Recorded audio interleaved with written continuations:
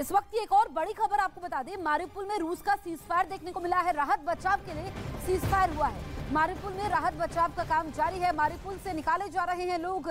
बर्बादी की तस्वीरें वहां से सामने आई थी और जो लोग फंसे हुए हैं उनको निकालने के लिए वहां पर सीजफायर का ऐलान किया गया है। आप देखिए, रिहायशी इमारतें जिसमें लोगों के आशियाने हुआ करते थे, आशियाने उजड़ चुके हैं, सिर्फ मलबा बचा है, बर्बादी के निशान बचे हैं। ऐसे में कुछ लोग अभी भी फंसे हुए हैं। तो सीजफायर का ऐलान दोनों मुल्कों की ओर से किया गया है कि जब तक लोगों को निकाला नहीं जाता है मारिउपोल में, तब तक सीजफायर रहेगा। यूक्रेन के इरपिन शहर से जंग की वजह से हुई तबाही की दिल दहला देने वाली तस्वीरें सामने आई। यूक्रेन ने इस शहर को रूसी सेना के कब्जे से छुड़ाने के बाद वहां का एक वीडियो जारी किया, जिसमें भीषण बमबारी की वजह से हुई तबाही का मंजर साफ दिखाई दिया। हर तरफ जली हुई बहुमंजिला इमारतें और मलबे का ढेर दिखा। कुछ इमारतों से तो धुआं भी उठता नजर आया, जबकि इमारतों के बाहर खड़ी टूटी फूटी गाड़ियों और वहां बिखरे सामान को देखकर ऐसा लगा जैसे वहां से कोई ताकतवर बवंडर गुजरा हो। रूसी सेना ने शहर का ऐसा कोई कोना नहीं छोड़ा जहां बमबारी के निशान न हो। शहर में चारों तरफ सन्नाटा पसरा दिखाई दिया और रिहायशी इमारतें भी रूसी हमले के खौफ की वजह से वीरान नजर आईं। यही नहीं, इरपिन को दूसरे इलाकों से जोड़ने वाला एक पुल भी मिसाइल अटैक में तबाह हो गया। आरोप है कि रूसी सेना ने वहां मौजूद एक यूनिवर्सिटी को भी निशाना बनाया। मिसाइल हमले में यूनिवर्सिटी की पूरी इमारत खंडहर में तब्दील हो गई। उसकी ना खिड़कियां बची और न ही दरवाजे। यूक्रेन के इरपिन शहर में एक चर्च पर बमबारी का आरोप लगा। युद्ध में यूक्रेन का साथ दे रहे जॉर्जिया के एक पूर्व सैनिक ने इस हमले के बाद का एक वीडियो जारी किया, जिसमें चर्च के बाहर का पूरा इलाका बर्बाद दिखा। चारों तरफ सिर्फ मलबे का ढेर नजर आया। रूस के हमले इतने जोरदार थे कि दीवार भी काली पड़ गई। यही नहीं, चर्च के पास कुछ घरों की खिड़कियां भी टूटी नजर आईं। बाहर खड़ी एक कार भी जलकर खाक हो गई। दावा किया गया कि रूस के हमले में कई बिल्डिंगों को नुकसान पहुंचा। उन इमारतों का मलबा सड़क पर पड़ा दिखा। जॉर्जिया से यूक्रेन में जंग लड़ने के लिए आए एक जवान ने इरपिन में तबाही की इन तस्वीरों को अपने फोन में रिकॉर्ड किया। जहां रूस युद्ध की शुरुआत से ही बम बरसा रहा है, वहीं यूक्रेन की सेना ने दावा किया कि रूस ने जंग शुरू होने के बाद से करीब 60 धार्मिक स्थलों को नुकसान पहुंचाया। हालांकि चर्च पर हमले के बीच राष्ट्रपति व्लादिमीर ज़ेलेंस्की ने कहा कि अब उनकी सेना ने इरपिन शहर को अपने कब्जे में ले लिया है, लेकिन उन्होंने सैनिकों को सतर्क किया कि रूस फिर से इरपिन को हथियाने की तैयारी कर रहा है। रूस यूक्रेन युद्ध पर बड़ी खबर बता दें, इरपिन में रूस की बमबारी जारी है। इरपिन में इमारतों को भारी नुकसान पहुंचा है। इरपिन में बमबारी जारी है, इमारतों को नुकसान पहुंचा है। तस्वीरें भी हम आपको दिखाएंगे। रूस यूक्रेन युद्ध से जुड़ी हुई सबसे बड़ी खबर। 36 दिन बीत चुके हैं। तस्वीरें इस बात की गवाह है कि वहां पर मंजर क्या है। स्थिति बद से बदतर है।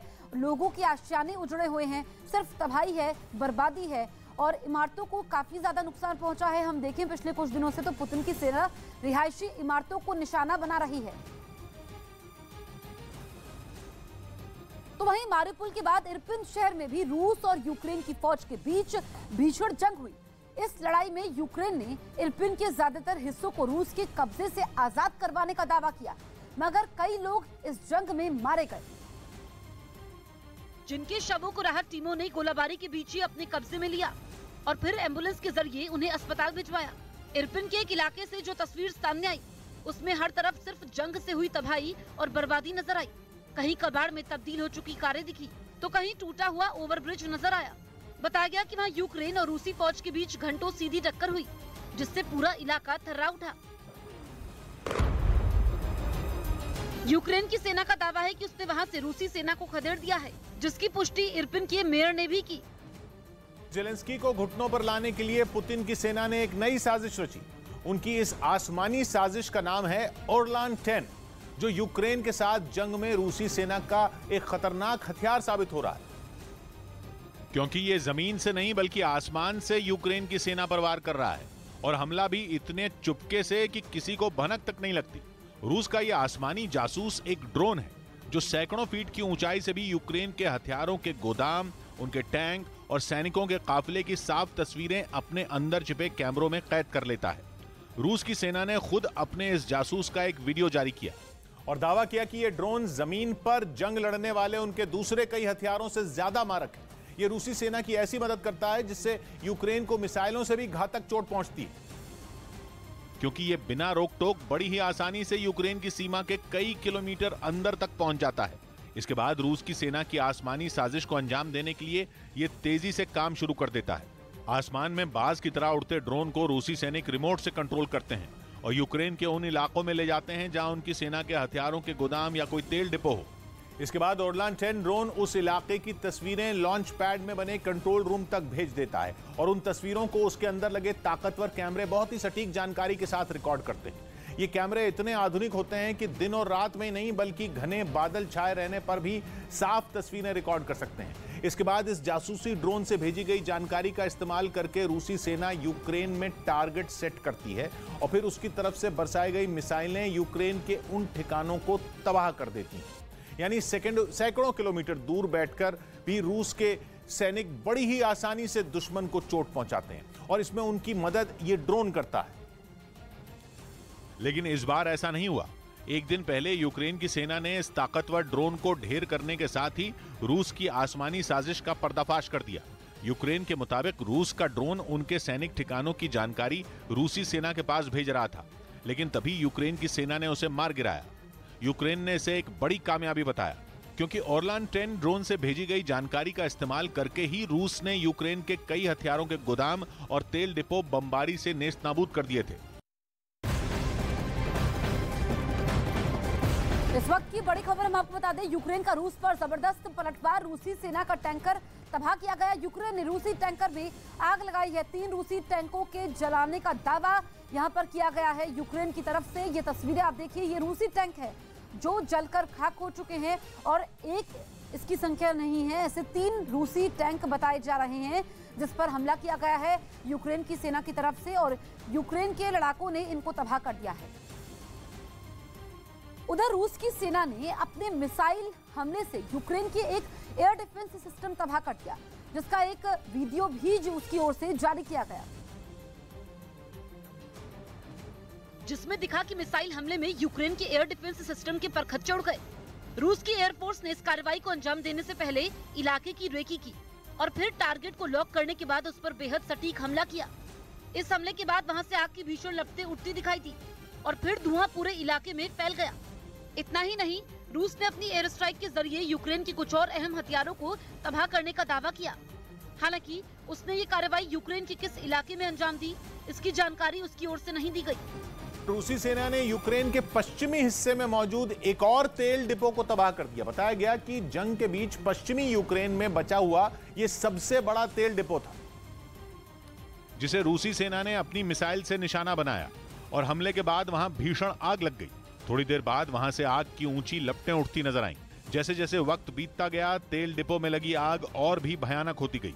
आग लगने के बाद तेल डिपो किसी ज्वालामुखी की तरह धधकता नजर आया। साथ ही वहां से निकले धुएं ने पूरे इलाके को अपनी चपेट में ले लिया। रूस के हमले के बाद तेल डिपो में लगी आग बुझाने के लिए दमकल कर्मियों की एक बड़ी टीम जुट गई।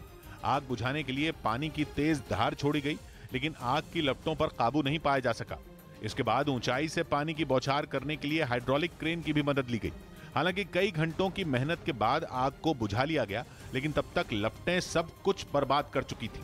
पुतिन सरकार ने दावा किया कि उसने यूक्रेन के मिसाइल डिफेंस सिस्टम S-300 को तबाह कर दिया। रूस के रक्षा मंत्रालय ने सोशल मीडिया पर इसका वीडियो भी जारी किया, जिसमें यह दिखाई दिया कि यह मिसाइल डिफेंस सिस्टम पूरी तरह कबाड़ में तब्दील हो चुका है। हालांकि रूसी रक्षा मंत्रालय ने यह नहीं बताया कि यह वीडियो कहां और कब का है। इसी वीडियो में हर तरफ सिर्फ राख ही राख नजर आई। ऐसा लगा जैसे मानो कुछ देर पहले वहां जोरदार धमाका हुआ और फिर आग ने इस एयर डिफेंस सिस्टम को तबाह कर दिया। रूस ने बताया कि उसे खुफिया विभाग से इस जगह की जानकारी मिली थी, जिसके बाद वहां यह हवाई हमला किया गया। इस दौरान रूस ने यूक्रेन के कई रॉकेट लॉन्चर और सेना की गाड़ियां भी तबाह कर दी। इसके टुकड़े भी वहां जमीन पर बिखरे नजर आए।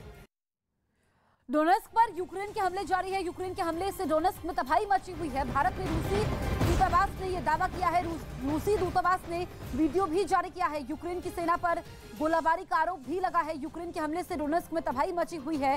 भारत में रूसी दूतावास ने यह दावा किया है और इस दावे के साथ ही एक वीडियो भी जारी किया गया है। आप देखिए, ये ऊंची ऊंची इमारतें जिनको नुकसान पहुंचा है, वहां पर सिर्फ बर्बादी का मंजर है और यह दावा किया गया है कि अब डोनेस्क में यूक्रेन की सेना वहां पर गोलीबारी कर रही है, जिसमें कई इमारतें तबाह हो चुकी हैं।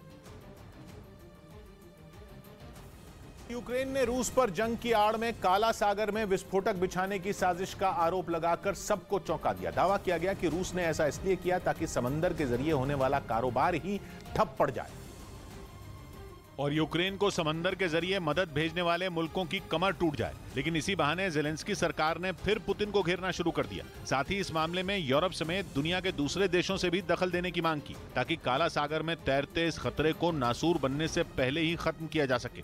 यूक्रेन का यह बयान ऐसे वक्त में आया जब एक दिन पहले अमेरिका ने यूएन में इसी मुद्दे पर रूस को घेरा था और अब यूक्रेन ने भी पुतिन की समंदर वाली साजिश के अमेरिकी दावे को सही ठहरा दिया।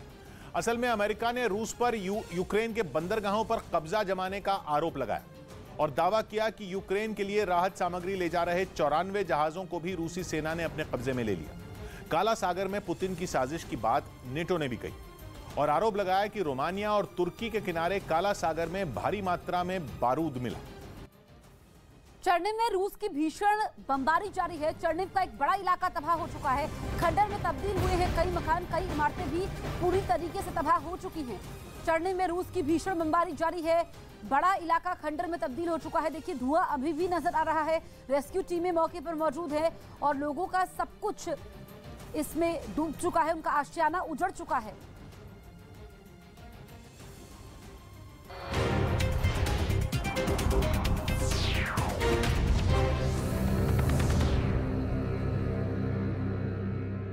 यही नहीं, इरपिन को दूसरे इलाकों से